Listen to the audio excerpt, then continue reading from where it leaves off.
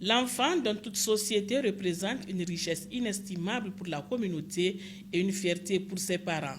Son éducation et sa prise en charge totale, selon la religion, la coutume et la tradition, incombent à ses parents. Les enfants sont un dépôt et Allah subhanahu wa ta'ala nous questionnera. C'est pourquoi kullukum ra'in wa kullukum mas'ulun an ra'iyatihi. Vous êtes tous responsables et chacun sera demandé sur ce qu'on lui a confié comme dépôt. Écoutons-les, asseyons-nous avec eux. L'éducation de base, c'est à la maison. Ce sont les parents, c'est nous. On devait éduquer, conseiller les enfants, suivre les enfants pour avoir un bon comportement. La loi dit que les parents ont la responsabilité de s'occuper de leurs enfants. La religion, qui nous sert aussi de référence spirituelle, nous demande effectivement de nous occuper de l'éducation de nos enfants. Nos coutumes, nos traditions, il va sans dire, nous demandent aussi d'éduquer nos enfants. Cela voudrait dire, quelque part, les parents doivent assumer pleinement leurs responsabilités. Il ne s'agit pas d'enfanter, mais il s'agit encore d'accompagner cet enfant jusqu'à un âge mûr, avec une éducation requise pour qu'il ait sa place dans la société. La base, c'est la famille. Il faudrait qu'il y ait un encadrement de l'enfant. Vraiment, il faudrait que le suivi soit vraiment rigoureux. Si l'éducation de base est ratée, c'est très très difficile. Donc là, je profite pour faire un appel aux parents. Vraiment, il faudrait qu'ils soient regardants par rapport à l'éducation à la maison des enfants pour qu'ils n'échappent pas totalement à leur contrôle. Malheureusement, de nos jours, la pauvreté, la course à la recherche du gain pour le bien-être de la famille constitue un frein à cette obligation parentale et l'enfant est souvent laissé à lui-même, donc à la merci des aléas de la vie. Cet état de fait est le résultat de ces comportements inadéquats observés actuellement chez les jeunes, garçons comme filles. Et devant l'impuissance des parents, ces adolescents s'acheminent vers la délinquance. Bien que n'étant pas en elle-même un phénomène nouveau, la délinquance juvénile est complexe. Ces dernières années, elle est au cœur des débats publics en raison de sa croissance exponentielle dans un contexte marqué par l'augmentation d'une insécurité hors norme due au trafic important de la drogue et autres produits stupéfiants et l'expansion des moyens de communication modernes. La montée de cette délinquance des jeunes a des conséquences énormes et inquiétantes. Par le passé, la délinquance juvénile était l'apanage des jeunes garçons. Mais aujourd'hui, nombreuses sont les jeunes filles qui s'adonnent à des actes délictueux.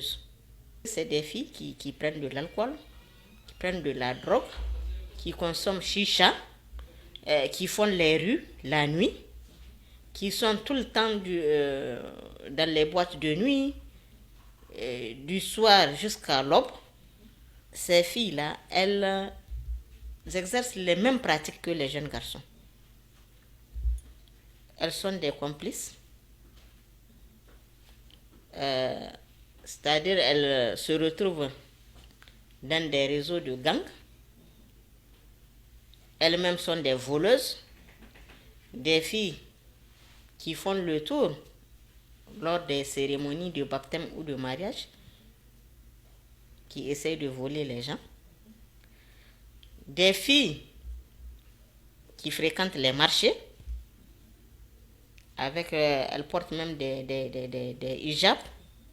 Elles rentrent dans les boutiques pour voler les commerçants. Nous enregistrons très souvent au sein de cette division les vols, les CBV, les fugues et aussi un autre phénomène, c'est la consommation de stupéfiants, toujours concernant les enfants de la rue. Et parfois même ceux qui sont en famille, parce qu'on trouve ça en milieu scolaire. Les enfants s'adonnent à la consommation de la drogue via la consommation, l'utilisation du chicha, qui est strictement interdit. Et du coup, c'est ce qui peut parfois expliquer ce comportement de fugue, de rébellion à l'égard des parents. Parfois, l'enfant n'écoute plus ses parents, ils se permettent de quitter pour partir dormir hors de la maison. Il y a des sanctions pénales dans certaines situations. Il y a des situations où on n'a pas le choix que de faire un dossier. On fait des investigations, on fait le dossier, on défère au niveau du procureur.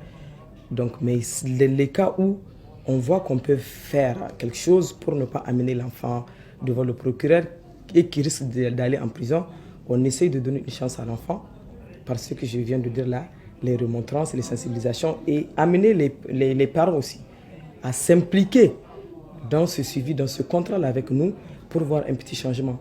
La délinquance juvénile désigne donc le comportement illégal d'un enfant ou d'un adolescent. Dans ce cadre, la plupart des systèmes judiciaires appliquent des procédures particulières pour traiter les délits des jeunes.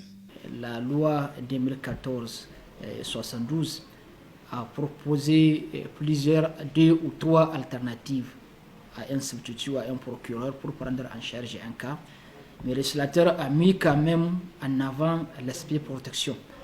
Parce qu'un enfant, c'est quelqu'un dont vraiment la maturité n'est pas tout à fait effective, où on peut estimer que s'il a commis une infraction à la loi pénale, on peut investiguer, chercher les causes et proposer des solutions.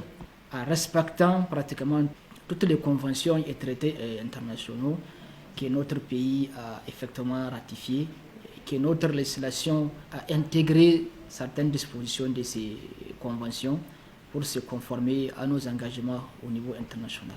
Le législateur a privilégié les mesures alternatives que les mesures de détention. Donc il peut aussi voir selon la gravité des faits comment à son niveau, avec tout ce que la loi a mis à sa disposition, comment il va essayer par exemple de protéger cet enfant. Maintenant, quand il constate pratiquement qu'il n'y a pas d'autre alternative, c'est à ce stade-là qu'il peut l'envoyer en prison, qu'il peut le mettre sous mandat de dépôt et le déposer. Et même là, la loi a un peu donné un cadrage, c'est-à-dire que ce n'est pas à la guise ou bien à la merci du juge. La loi dit, par exemple, en matière délictuelle, il y a un temps, c'est 3 mois, renouvelable une fois. Donc, tu ne peux pas détenir un enfant au-delà de 6 mois. Donc, vous voyez, donc, c'est tout ça. C'est pour qu'on puisse protéger l'enfant, parce que la prison, comme je l'ai dit tantôt, est aussi une autre école. Face à cette situation préoccupante et pour amener les jeunes à se ressaisir pour un futur meilleur, il est un devoir pour tout un chacun d'apporter du sien pour inverser la tendance. Il faut que nous reprenions nos responsabilités. Nous les parents. J'ai dit nous les parents. Parce qu'un enfant ne peut pas outrepasser les conseils de ses parents. Mais si on ne veille pas, si on ne contrôle pas, l'enfant est toujours maître de la maison. Et là, c'est très grave.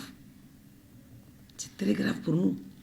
La seule chose que nous pouvons faire, c'est de se revoir et de ramener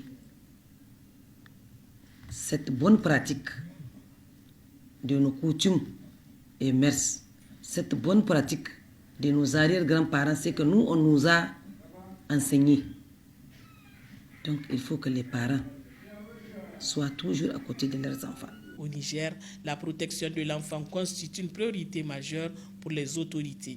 À cet effet, il a été créé un ministère en charge de la question qui veille au respect de toutes les chartes et lois en faveur des droits de l'enfant. Outre les institutions internationales chargées de la question de l'enfance, il existe plusieurs organisations non gouvernementales qui œuvrent dans ce domaine.